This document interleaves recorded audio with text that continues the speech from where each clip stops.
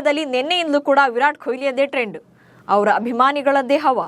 ಹಾಗಂತ ಅದು ಇಂಟರ್ನ್ಯಾಷನಲ್ ಪಂದ್ಯ ಕೂಡ ಅಲ್ಲ, IPL ಫೈಟ್ ಮೊದಲೇ ಅಲ್ಲ. ದಶಕದ ಬಳಿಕ ರಣಜಿ ಅಖಾಡಕ್ಕೆ ಇಳಿದಿದ್ದಂಥ ಕಿಂಗ್ ವಿರಾಟ್ ಕೊಹ್ಲಿಯ ವಿರಾಟ ರೂಪವನ್ನ ನೋಡಬೇಕು ಅಂತಲೇ ಸಾವಿರಾರು ಜನ ಕಾದಿದ್ರು. ಬಟ್ ಮೊದಲ ದಿನ ವಿರಾಟ್ ಬ್ಯಾಟಿಂಗ್ ನೋಡೋ ಅವಕಾಶ ಸಿಗಲಿಲ್ಲ. ಎರಡನೇ ದಿನ ಸಿಕ್ಕರೂ ಕೂಡ ಆ ಖುಷಿ ಹೆಚ್ಚು ಹೊತ್ತು ಉಳಿಲೇ ಇಲ್ಲ. ಅಭಿಮಾನಿಗಳ ಜಾತ್ರೆ ಮತ್ತು ವಿರಾಟ್ ಕೊಹ್ಲಿ ಬೆನ್ನು ಬಿಡದ ಬೇತಾಳದ ಬಗ್ಗೆ ಇವತ್ತಿನ ವಿಡಿಯೋದಲ್ಲಿ ಹೇಳ್ತೇನೆ. ನಾನು ಶಾಂತ, ನೀವು ಸುದ್ದಿ ಅನ್ನದ ಸಬ್ಸ್ಕ್ರೈಬರ್ ಆಗೋದಿಕ್ಕೆ ಮರಿಬೇಡಿ.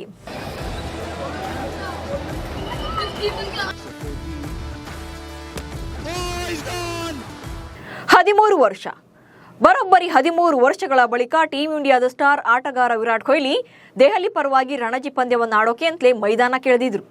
ಕೊಹ್ಲಿ ರೀ ಎಂಟ್ರಿಗೆ ಅಂತಾರಾಷ್ಟ್ರೀಯ ಕ್ರಿಕೆಟ್ ಪಂದ್ಯಗಳು ಕೂಡ ನಾಚಿಸುವಷ್ಟು ಅಭಿಮಾನಿಗಳ ಸಾಗರವೇ ಸೇರಿತ್ತು. ಅರುಣ್ ಜೇಟ್ಲಿ ಮೈದಾನದ ಮೂಲೆ ಮೂಲೆಯಲ್ಲೂ ಕೂಡ ಜನರ ದಂಡೆ ಕಾಣ್ತಾ ಇತ್ತು. ಡೊಮೆಸ್ಟಿಕ್ ಕ್ರಿಕೆಟ್ನಲ್ಲಿ ಈ ಮಟ್ಟಿಗಿನ ಜನ ಜಾತ್ರೆ ನೋಡಿ ಪೊಲೀಸರೇ ಬೆಸ್ತು ಬಿದ್ದಿದ್ರು. ಹೀಗೆ ಇಡೀ ವಿಶ್ವ ಕ್ರಿಕೆಟೇ ರಣಜಿಯತ್ತ ತಿರುಗಿ ನೋಡ್ತಾ ಇದ್ರೆ ವಿರಾಟ್ ಕೊಹ್ಲಿ ಮತ್ತೊಮ್ಮೆ ನಿರಾಸೆ ಮೂಡಿಸಿದ್ರು.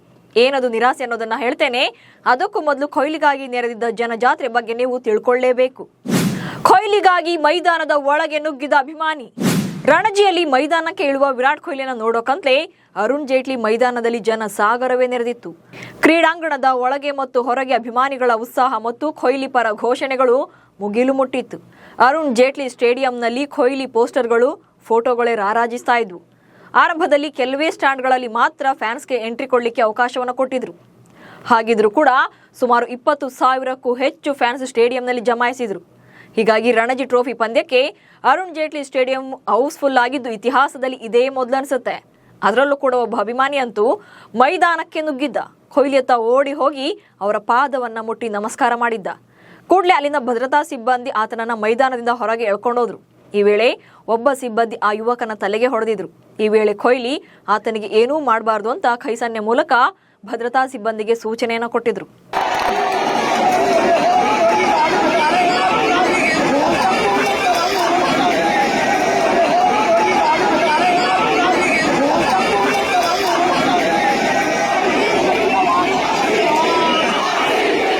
ಹೀಗೆ ಅಭಿಮಾನಿಯೊಬ್ಬ ಮೈದಾನಕ್ಕೆ ನುಗ್ಗಿದ ಬಳಿಕ ಮತ್ತಷ್ಟು ಫ್ಯಾನ್ಸ್ ಮೈದಾನಕ್ಕೆ ನುಗ್ಗುವಂತ ಸಾಧ್ಯತೆ ಇತ್ತು.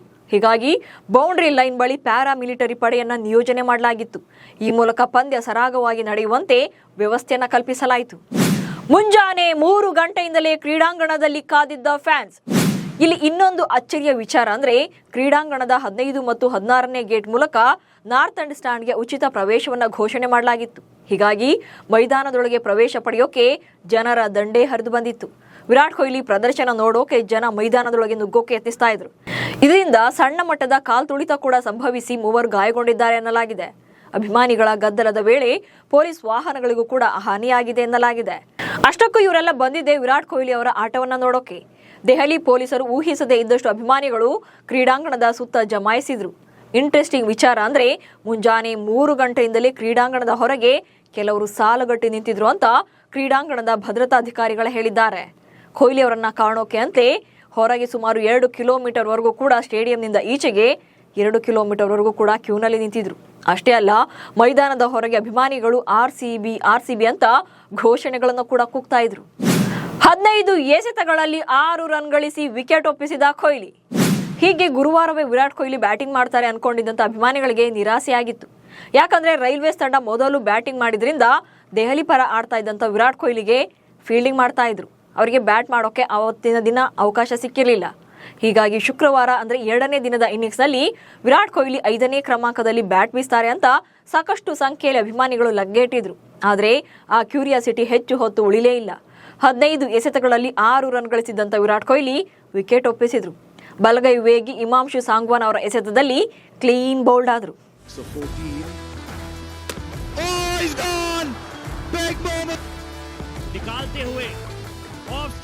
ಹೀಗೆ ವಿಕೆಟ್ ಒಪ್ಪಿಸೋ ಹಿಂದಿನ ಎಸೆತದಲ್ಲೇ ವಿರಾಟ್ ಕೊಹ್ಲಿ ಬೌಂಡ್ರಿಯನ್ನ ಬಾರಿಸಿದ್ರು.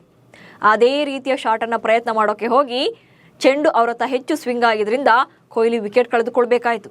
ಕೊಹ್ಲಿ ವಿಕೆಟ್ ಬೀಳ್ತಾ ಇದ್ದಂತೆ ಗ್ಯಾಲರಿಯಲ್ಲಿದ್ದ ಅಭಿಮಾನಿಗಳೆಲ್ಲ ಆಶ್ಚರ್ಯಗೊಂಡ್ರು, ಶಾಕ್ ಆದ್ರು. ಆ ನಂತರ ಹೆಚ್ಚು ಹೊತ್ತು ಉಳಿಲೇ ಇಲ್ಲ. ಬೇಸರದಿಂದಲೇ ಕ್ರೀಡಾಂಗಣದಿಂದ ಹೊರ ನಡೆದ್ರು. ಕೊಹ್ಲಿ ವಿಕೆಟ್ ಕಿತ್ತ ಹಿಮಾಂಶು ಹಿಸ್ಟರಿ ಕೆದಕುತ್ತಿದ್ದಾರೆ ಫ್ಯಾನ್ಸ್. ಅಷ್ಟಕ್ಕೂ ಕೊಹ್ಲಿಯನ್ನ ಕ್ಲೀನ್ ಬೌಲ್ಡ್ ಮಾಡಿ ಸಾವಿರಾರು ಅಭಿಮಾನಿಗಳಿಗೆ ನಿರಾಸೆ ಮೂಡಿಸಿದ್ದು ರೈಲ್ವೇಸ್ ತಂಡದ ಹಿಮಾಂಶು ಸಾಂಗ್ವಾನ್. ಅಷ್ಟಕ್ಕೂ ಯಾರು ಈತ ಅನ್ನೋ ಬಗ್ಗೆ ಸೋಷಿಯಲ್ ಮೀಡಿಯಾದಲ್ಲಿ ಹುಡುಕಾಟ ಶುರುವಾಗಿದೆ. 29 ವರ್ಷದ ಸಾಂಗ್ವಾನ್ 1995ರಲ್ಲಿ ದೆಹಲಿಯಲ್ಲಿ ಜನಿಸಿದ್ರು. ಟೀಂ ಇಂಡಿಯಾ ಪರ ಆಡೋಕೆ ಕಾಯ್ತಾ ಇರುವಂತಹ ಹಿಮಾಂಶು ದೇಶೀಯ ಕ್ರಿಕೆಟ್ನಲ್ಲಿ ಅದ್ಭುತ ಪ್ರದರ್ಶನ ನೀಡುತ್ತಿದ್ದಾರೆ. 2019-20ರಲ್ಲಿ ರೈಲ್ವೇಸ್ ಪರ ರಣಜಿಗೆ ಪದಾರ್ಪಣೆ ಮಾಡಿದಂತಹ ಹಿಮಾಂಶು ಇದುವರೆಗೆ 23 ಪ್ರಥಮ ದರ್ಜೆ ಪಂದ್ಯಗಳಲ್ಲಿ ಒಟ್ಟು 77 ವಿಕೆಟ್ಗಳನ್ನು ಪಡ್ಕೊಂಡಿದ್ದಾರೆ. ಹಾಗೆಯೇ 17 ಲಿಸ್ಟ್ ಎ ಪಂದ್ಯಗಳಲ್ಲಿ 21 ವಿಕೆಟ್ಗಳನ್ನು ಉರುಳಿಸಿದ್ದಾರೆ. ಇವುಗಳ ಹೊರತಾಗಿ ದೇಶೀಯ ಟಿ20ಯಲ್ಲಿ 5 ವಿಕೆಟ್ ಪಡೆದಿದ್ದಾರೆ. ದೇಶೀಯ ಕ್ರಿಕೆಟ್ಗೆ ಪದಾರ್ಪಣೆ ಮಾಡೋ ಮೊದಲು ದೆಹಲಿ ರೈಲ್ವೆ ನಿಲ್ದಾಣದಲ್ಲಿ ಟಿಕೆಟ್ ಕಲೆಕ್ಟರ್ ಆಗಿ ಇವರು ಕೆಲಸ ಮಾಡ್ತಾ ಇದ್ರು. ರಣಜಿಯಲ್ಲೂ ಕಮ್ ಬ್ಯಾಕ್ ಮಾಡೋಕೆ ಆಗ್ಲಿಲ್ಲ ವಿರಾಟ್. ಬಾರ್ಡರ್ ಗವಾಸ್ಕರ್ ಟ್ರೋಫಿ ಬಳಿಕ ವಿರಾಟ್ ಕೊಹ್ಲಿಗೆ ರಣಜಿ ಟ್ರೋಫಿಯಲ್ಲಿ ಆಡುವಂತೆ ಬಿಸಿಸಿಐ ಸೂಚನೆ ಕೊಟ್ಟಿತ್ತು. ರಣಜಿ ಪಂದ್ಯಕ್ಕಾಗಿಯೇ ಕಳೆದ 1 ವಾರದಿಂದ ಅಭ್ಯಾಸ ಕೂಡ ನಡೆಸಿದ್ರು. ಆರ್ಸಿಬಿ ಮಾಜಿ ಬ್ಯಾಟಿಂಗ್ ಕೋಚ್ ಆಗಿದ್ದಂತ ಸಂಜಯ್ ಬಂಗಾರ್ ಮಾರ್ಗದರ್ಶನದಲ್ಲಿ ಬ್ಯಾಟಿಂಗ್ ಅಭ್ಯಾಸವನ್ನ ಮಾಡಿದ್ರು. ಫಾರ್ಮ್ಗೆ ಮರಳೋ ವಿಶ್ವಾಸದಲ್ಲಿದ್ರು. ಆದರೆ ಇಲ್ಲೂ ಕೂಡ ಒಂದಂಕಿ ಮೊತ್ತಕ್ಕೆ ವಿಕೆಟ್ ಒಪ್ಪಿಸಿದ್ರು. ದೇಶೀಯ ಕ್ರಿಕೆಟ್ನಲ್ಲಿ ಅದು ಕೂಡ ಅಷ್ಟೇನು ಎಕ್ಸ್ಪೀರಿಯನ್ಸ್ ಇಲ್ಲದ ಬೌಲರ್ಗಳು ಎದುರಲ್ಲೂ ಕೂಡ ಬ್ಯಾಟ್ ಬೀಸೋಕೆ ಪರದಾಡಿದ್ರು.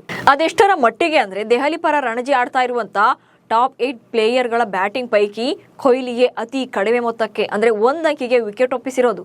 ಉಳಿದಂತೆ ಬೇರೆ ಪ್ಲೇಯರ್ಗಳೆಲ್ಲ 2 ಅಂಕಿಯನ್ನು ಮುಟ್ಟಿದ್ದಾರೆ. ಅದರಲ್ಲೂ ಕ್ಯಾಪ್ಟನ್ ಆಯುಷ್ ಬದೋನಿಯಂತೂ 99 ರನ್ ಗಳಿಸಿ ಅಬ್ಬರಿಸಿದ್ದಾರೆ. ಆದರೆ ಒಂದೇ 1 ರನ್ನಿಂದ ಶತಕ ವಂಚಿತರಾದ್ರು ಬದೋನಿ. ರೋಹಿತ್, ಕೊಹ್ಲಿ ಮತ್ತು ರಾಹುಲ್ ಮೂವರು ಫ್ಲಾಪ್. ಬಿಸಿಸಿಐ ಸೂಚನೆ ಮೇರೆಗೆ ರೋಹಿತ್ ಶರ್ಮಾ, ವಿರಾಟ್ ಕೊಹ್ಲಿ ಮತ್ತು ಕೆಎಲ್ ರಾಹುಲ್ ತಮ್ಮ ತಂಡಗಳ ಪರ ರಣಜಿಗೆ ಇಳಿದಿದ್ರು. ಆದರೆ ಈ ಮೂವರು ಸ್ಟಾರ್ಸ್ ಆಟಗಾರರು ನಿರೀಕ್ಷಿತ ಪ್ರದರ್ಶನ ನೀಡಲಿಲ್ಲ.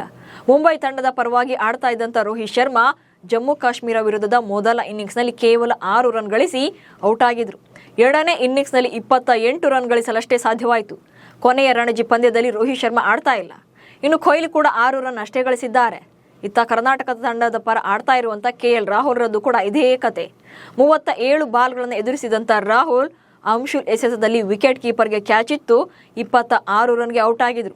ಡೊಮೆಸ್ಟಿಕ್ನಲ್ಲೂ ಕೂಡ ಲಯಕ್ಕೆ ಬಾರದಂತ ಆಟಗಾರರನ್ನ ಕಂಡು ಈಗ ಬಿಸಿಸಿಐಗೆ ಅಸಲಿ ಸವಾಲು ಶುರುವಾಗಿದೆ. ಒಟ್ಟಲ್ಲಿ 36 ವರ್ಷದ ವಿರಾಟ್ ಕೊಹ್ಲಿ ಸುಮಾರು 13 ವರ್ಷಗಳ ನಂತರ ರಣಜಿ ಟ್ರೋಫಿಯಲ್ಲಿ ಮೈದಾನಕ್ಕಿಳಿದಿದ್ದಾರೆ. 2012ರ ನವೆಂಬರ್ನಲ್ಲಿ ಉತ್ತರ ಪ್ರದೇಶ ವಿರುದ್ಧದ ಗಾಜಿಯಾಬಾದ್ನಲ್ಲಿ ನಡೆದಂತಹ ಪಂದ್ಯದಲ್ಲಿ ಕೊನೆಯ ಬಾರಿಗೆ ಕಾಣಿಸಿಕೊಂಡಿದ್ರು. ಈಗ ಮತ್ತೆ ರಣಜಿ ಅಖಾಡಕ್ಕೆ ಇಳಿದಿದ್ದಂಥ ಕೊಹ್ಲಿ ಬಗ್ಗೆ ಸಾಕಷ್ಟು ಫ್ಯಾನ್ಸ್ಗೆ ಕ್ರೇಜ್ ಇತ್ತು. ಆದರೆ ಅವರ ಕ್ರೇಜ್ಗೂ ಪರ್ಫಾರ್ಮೆನ್ಸ್ಗೂ ಯಾವುದೂ ಸಿಂಕ್ ಆಗಲಿಲ್ಲ. ಒಂದ್ ಕಡೆ ಯಾರಿಗೂ ನೀಡದ ಭದ್ರತೆ, ಬಿಸಿಸಿಐನಿಂದಲೇ ಆಟದ ಲೈವ್ ಟೆಲಿಕಾಸ್ಟ್, ಮತ್ತೊಂದು ಕಡೆ ಭಾರತ ಇಂಗ್ಲೆಂಡ್ ಟಿ20 ಪಂದ್ಯಕ್ಕಿಂತ ಹೆಚ್ಚಾಗಿ ಕೊಹ್ಲಿ ರಣಜಿ ಆಟದ ಬಗ್ಗೆಯೇ ಗೂಗಲ್ನಲ್ಲಿ ಸರ್ಚಿಂಗ್, ಕಿಲೋಮೀಟರ್ ಗಟ್ಟಲೆ ಅಭಿಮಾನಿಗಳ ಕ್ಯೂ.